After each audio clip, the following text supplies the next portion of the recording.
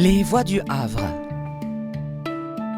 Une chronique en partenariat avec les bibliothèques du réseau Lire au Havre.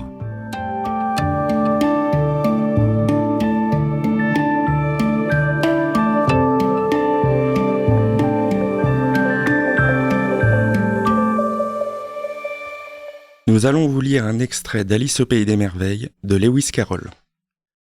Le chat grimaça en apercevant Alice. Elle trouva qu'il avait l'air bon enfant. Et cependant, il avait de très longues griffes et une grande rangée de dents. Aussi comprit-elle qu'il fallait le traiter avec respect. « Grimaçon !» commença-t-elle un peu timidement, ne sachant pas du tout si cette familiarité lui serait agréable. Toutefois, il ne fit qu'allonger sa grimace. « Allons, il est content jusqu'à présent. » pensa Alice, et elle continua. « Dites-moi, je vous prie, de quel côté faut-il me diriger ?» « Cela dépend beaucoup de l'endroit où vous voulez aller, » dit le chat. « Cela m'est assez indifférent. »« Alors, peu importe de quel côté vous irez. » Pourvu que j'arrive quelque part, » ajouta Alice en explication. « Cela ne peut manquer, pourvu que vous marchiez assez longtemps. » Alice comprit que cela était incontestable. Elle essaya donc une autre question.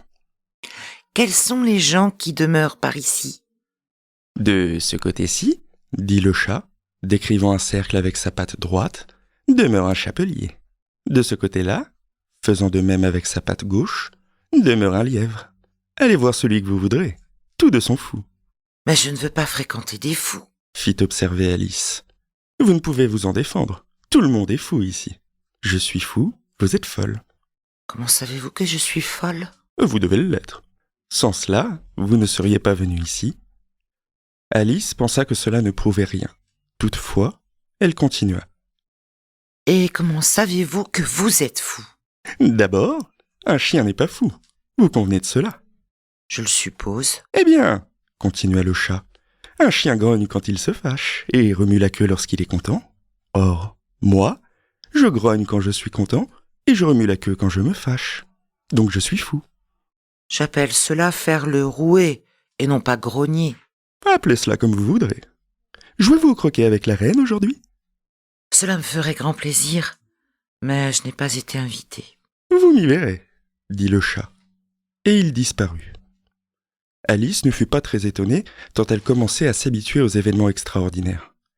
Tandis qu'elle regardait encore l'endroit que le chat venait de quitter, il reparut tout d'un coup. « À propos, qu'est devenu le bébé ? J'allais oublier de le demander. » « Il a été changé en porc, » dit tranquillement Alice, comme si le chat était revenu d'une manière naturelle. « Je m'en doutais, » dit le chat, et il disparut de nouveau. Alice attendit quelques instants, espérant presque le revoir, mais il ne reparut pas. Et 1 ou 2 minutes après, elle continua son chemin dans la direction où on lui avait dit que demeurait le lièvre. « J'ai déjà vu des chapeliers, » se dit-elle. Le lièvre serait de beaucoup le plus intéressant. À ces mots, elle leva les yeux, et voilà que le chat était encore là, assis sur une branche d'arbre. « M'avez-vous dit porc ou porte ?» demanda le chat. « J'ai dit porc, » répéta Alice. « Ne vous amusez donc pas à apparaître et à disparaître si subitement. Vous faites tourner la tête aux gens. »« C'est bon, » dit le chat. Et cette fois, il s'évanouit tout doucement, à commencer par le bout de la queue, et finissant par sa grimace, qui demeura quelque temps après que le reste fut disparu. « Certes, » pensa Alice.